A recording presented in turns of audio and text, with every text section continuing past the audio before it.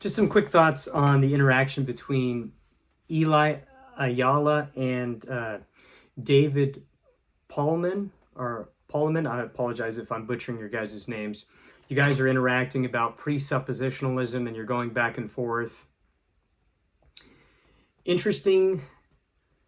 I am probably not, I probably don't fit into either of your guys' camps quite right, but just some quick thoughts. So I want to inquire, why must presuppositionalism follow a coherentist epistemology? I don't see that that's a requirement. So a presuppositionalist can affirm a moderate foundationalism. They can embrace reformed epistemology and follow Alvin Plantinga. I don't see why, or some sort of reliabilism, or some sort of virtue epistemology. Or they can be some sort of internalist. They can be a phenomenal, they can affirm some sort of phenomenal conservatism. I don't see why they couldn't. I take it the chief claims of presuppositionalism following John Frame and James and Anderson are just two things. One, a denial of neutrality when it comes to truth claims. And then the second is a principle of denying autonomy, right? And that plays out in the soteriological convictions of presuppositionalism. But in terms of epistemic systems, I think that a presuppositionalist can be a coherentist, or they can be a foundationalist. As for, so for David, his argument that presuppositionalism affirms all reasons are circular in nature, I don't know anybody, maybe it's just Greg Bahnsen and Van Til that are mistaken on that, because any coherentist, just take Agrippa's trilemma. As far as I know, nobody affirms all reasons are circular in nature. It would have to be some, and this would be consistent with foundationalism, because foundationalism splits beliefs into properly basic and non-basic. Well, the coherentist can take beliefs as either being, core beliefs and non-core beliefs, right? Or beliefs that are in the center of a web of beliefs and those that are not. So I don't think that all beliefs would be circular, even if you affirm that certain beliefs are circular. Not all of them are circular. That just can't be, because as David rightly said, that would entail global skepticism. Because whether a belief is true or false, then it would be able to support itself, and then you would have no way to adjudicate whether or not something's true or false. And then also no discussion of the nature of beliefs itself. I know the discussion centered on epistemic justification, but there are metaphysical principles that go into an epistemic viewpoint, right? You have both the epistemology and you have the metaphysics. You need both. And you guys didn't talk about the nature of beliefs, if they aim at truth, and whether or not, is there a belief forming mechanism? Is it reliable? And there's just a lot of questions, and I understand that I'm kind of phrasing this in terms of foundationalism, but there was a lot of the epistemic system needs to be grounded in specific metaphysics, and that wasn't discussed, but I understand the purpose of the discussion. And then a formalization of tag, the transcendental argument for God's existence. The criticism that David is raising was raised by Brian Boss years ago, right? You look at the Triloblog with Steve Hayes and Paul Manata, and these types of discussions have been going on for a long time. And James and Anderson was on there, and then Aquascum, who I know who that guy is, but I won't say who he is. Those types of discussions have been going on a long time, and we know where tag fails. Tag cannot prove that God is triune. Like so there are, tag is limited.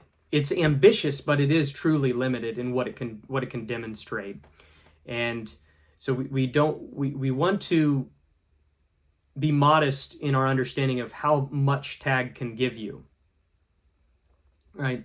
And this is why I think Frame and Anderson are better, because they see tag as being part of the family of classical arguments of God, that they are not exclusive. They all can be integrated, right? So it's not tag and that's it. And I think this has been discussed by others, but there is a formalization of tag by Brian Boss, and then also by James and Anderson, and he formulates a modal transcendental argument. So I forget what paper it is, but you can go on his website, Analogical Thoughts, Prognosco, and he has some stuff there. Platonism, yeah, that's a good point. Atheists can be Platonists, that's true. But their metaphysics, an atheist's metaphysics, it's going to be very interesting for them to be Platonists.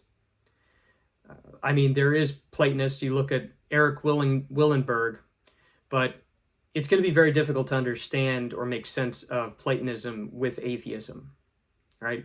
And this is where I think tag would end up trying to show that, I don't think it's logically impossible. They're going to try and show that it is it's either metaphysically impossible, right? Because you'll have to show well, I guess it could be logical. You'll show that it's self-contradictory, right? You'll do reductio absurdum type arguments to show that there is a logical contradiction in their system. But you could be more modest and say that Platonism, for greater explanatory power and scope, it's going to lack that with atheism. Atheism and Platonism, it's going to be very difficult to show that those are logically consistent and coherent together, right? But that is a more mild claim. And so you're right, if it's a stronger claim, then they're going to have to do some legwork, right? They're going to have to do some serious epistemic and metaphysical legwork to demonstrate that Platonism and atheism are, I think you can show that they're incompatible. There can be an incompatibility, but I get, more arguments would have to be given. The regularity or induction. I know that Tim McGrew and Lydia McGrew, they argue in favor of a classical foundationalism to affirm induction, and others have used Bayesian probability. The issue with all of that is that it in some sense, it begs the question, right? And this is classically illustrated by David Hume, but you could take it as a brute fact. I mean, you could, at that point though, it's kind of fideistic. You just take it as a given without any grand explanatory story to explain induction, right?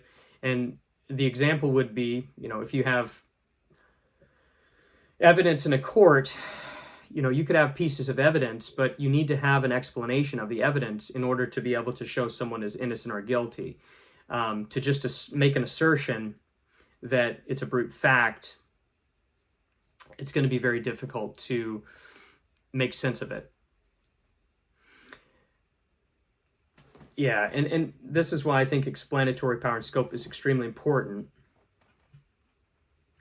And I think the presuppositionalists would do well to follow James and Anderson, utilizing his 8 principles in evaluation, because presuppositionalism is not merely a logical analysis or conceptual analysis.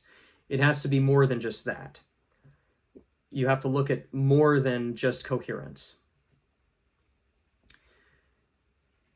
Some other thoughts from the discussion. It's this idea that there is no, facts are not uninterpreted, right? Everything is theory-laden. That does not entail incommensurability necessarily, but we have to recognize that everybody has a philosophical bias. And I think that that's consistent with both foundationalism, certain forms of it, and coherentism. So I don't see, I guess I just don't see why presuppositionalism is refuted, or why presuppositionalism requires coherentism. I'm just missing it. I don't get it. Maybe I'm missing something, guys, but in my understanding, presuppositionalism can be accommodated by Alvin Plantinga's Reformed Epistemology, his extended model, and the tag can be understood as a part of a